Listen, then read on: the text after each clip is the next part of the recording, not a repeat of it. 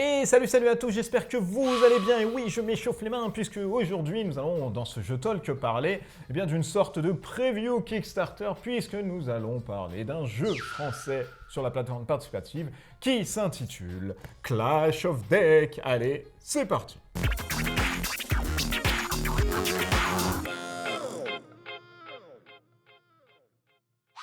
Clash of Deck, des éditions Graham Editions de Léandre Proust. Si vous connaissez un tout petit peu ce personnage dans le monde ludique et dans le réseau, vous pouvez un peu le reconnaître, il a une bonne petite grosse barbe rouquine, et puis il a pu s'adonner à 2-3 univers dans le monde ludique, et il a sorti, il y a bientôt, ça fait quand même pas mal d'années, un petit jeu à découper comme ça qui s'appelait Clash of Deck. Alors Clash of Deck, qu'est-ce que c'est pour la petite histoire? C'était des petites planches que vous pouviez en fait acheter chez Philibert, que vous pouvez même acheter sur Philibert encore maintenant. Il y a 7 volumes actuellement, si je ne dis pas de bêtises, donc ça fait potentiellement cette extension, qui sont, je ne sais pas, donc ça va voir si c'est pas des stand-alone, mais je crois que c'est à chaque fois des stand-alone qu'il a mis en place pour pas, essayer de vampiriser les gens, donc ça c'est aussi assez cool, et ça vaut à peu près 3-4 euros.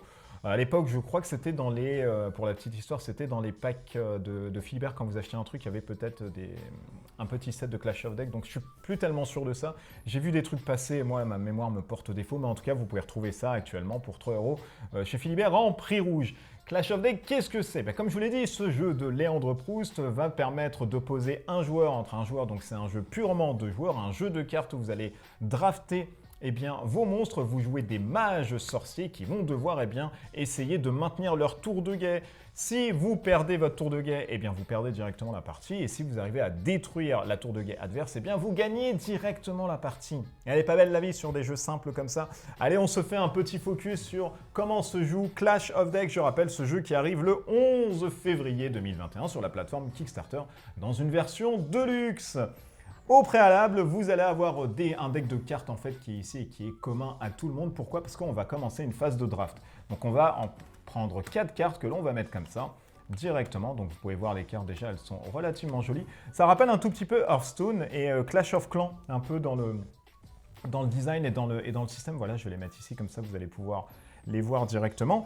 Et nous allons prendre une carte, et oui, pour vous expliquer grosso modo ce que l'on va avoir dans une carte. Voilà, petit focus imagé. Oh, oh, oh. Alors en haut à gauche, le 6, c'est le coup de mana que vous allez payer pour pouvoir jouer ce mutant.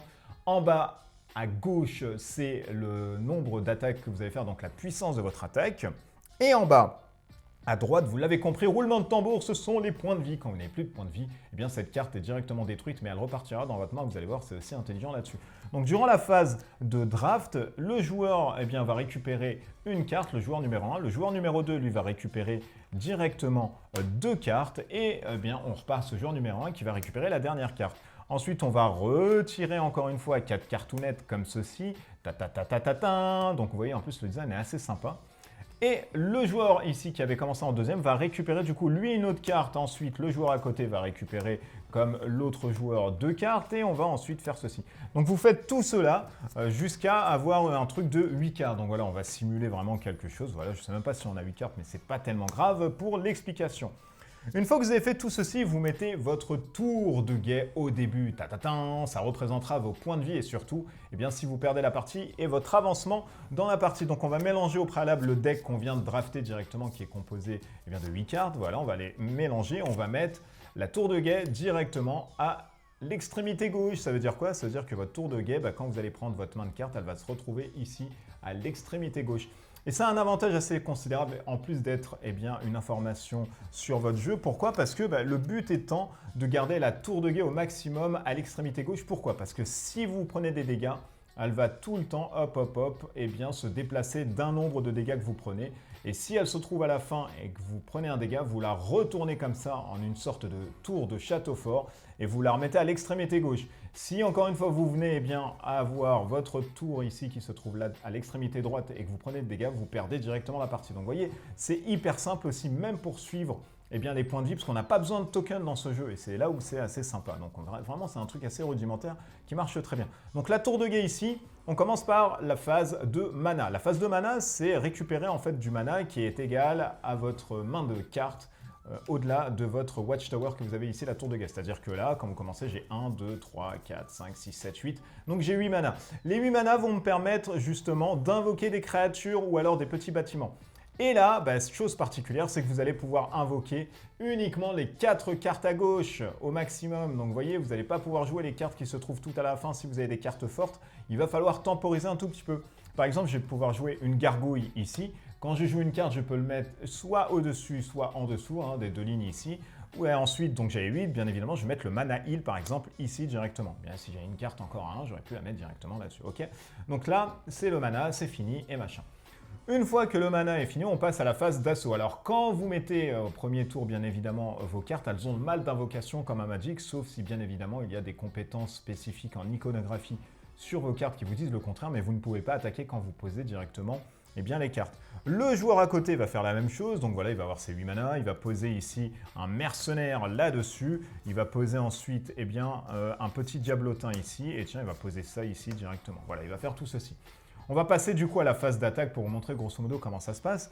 C'est toujours dans la ligne supérieure qu'on commence, donc on commence avec l'extrémité ici, donc lui va coller 1 ici, lui va coller 4 ici, celle-ci sera détruite, c'est toujours en simultané les dégâts. Quand une carte est détruite, elle revient directement dans la main, mais attention, elle revient à l'extrême droite de la main, donc vous voyez, c'est un truc que vous n'allez pas récupérer aussi tout de suite, il va falloir temporiser pour faire revenir une carte. Si vous arrivez à détruire et que vous avez le champ libre directement là-dessus, le nombre de points de dégâts que vous allez faire va directement à la tour. Et bien évidemment, comme vous êtes des joueurs assidus sur cette chaîne, je vais déplacer la tour de 2, c'est-à-dire de 1 et de 2, et elle se retrouvera directement ici. Donc vous voyez, hop, j'ai du mal à insérer les choses. Donc vous voyez, et ça se retrouve là-dessus. Et vous faites tout ceci jusqu'à continuer votre partie pour voir qui a gagné ou alors qui a perdu. Allez, on se fait un petit dézoom et je vais vous donner mon avis sur ce petit Clash of Deck. Alors moi, j'en avais entendu parler, même je l'ai vu parce que j'avais reçu à l'époque des petites plaquettes, mais je n'avais pas tellement testé.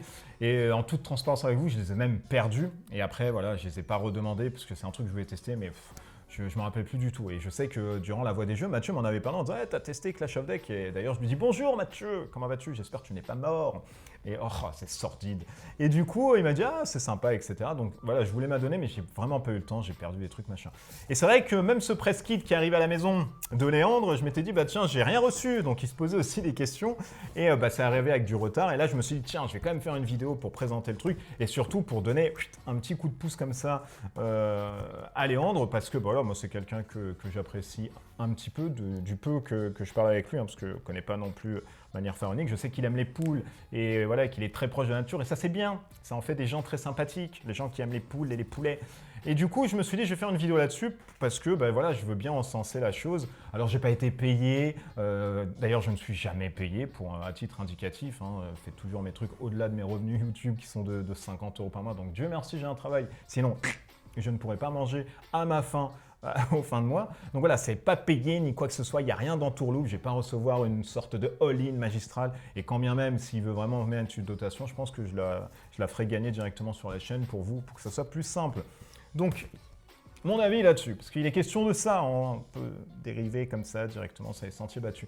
Alors moi j'aime bien Clash of Deck, pourquoi? Le peu que j'en ai joué, j'ai fait à peu près 5-6 parties. À 2 joueurs uniquement, parce que c'est un jeu, je le rappelle, à 2 joueurs. Et ça dure grosso modo 30 minutes, je pense. Même si ça peut même aller moins si on joue assez bien, etc. On arrive à dézinguer, ça va très vite aussi. Donc vous voyez, ça peut aller vraiment très vite. Du coup, alors Clash of Deck, c'est sympa si vous aimez les jeux de cartes. C'est sympa parce qu'il y a plein de petites mécas en fait que vous retrouvez à droite à gauche. La phase de draft, voilà, bon ça c'est une méca que vous retrouvez depuis... plein de jeux, Seven Wonders, etc. Ça ne change pas, le draft, ça c'est un truc qui marche assez bien. Mais là, voilà, ça permet d'établir un peu son deck au début. Il y a une bonne replay value du coup là-dessus qui est assez sympa. Le système en plus de jeu, moi le truc qui m'a plu à l'intérieur, c'est le système en fait de la gestion des points de vie. Ça c'est assez sympa. Et donc c'est pas un jeu foufou, je vais pas vous mentir, c'est pas un truc waouh, il rénove, c'est formidable, oh, comment il a fait le truc.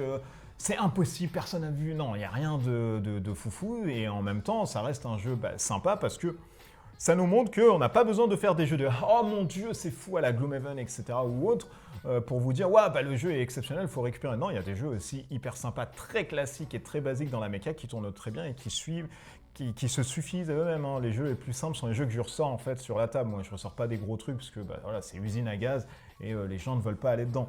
Donc c'est rapide, c'est simple, c'est sympa. Moi, ce qui m'a vraiment plu dedans, comme je vous l'ai dit, c'est la gestion là, des points de vue. On n'a pas besoin de tokens ni quoi que ce soit.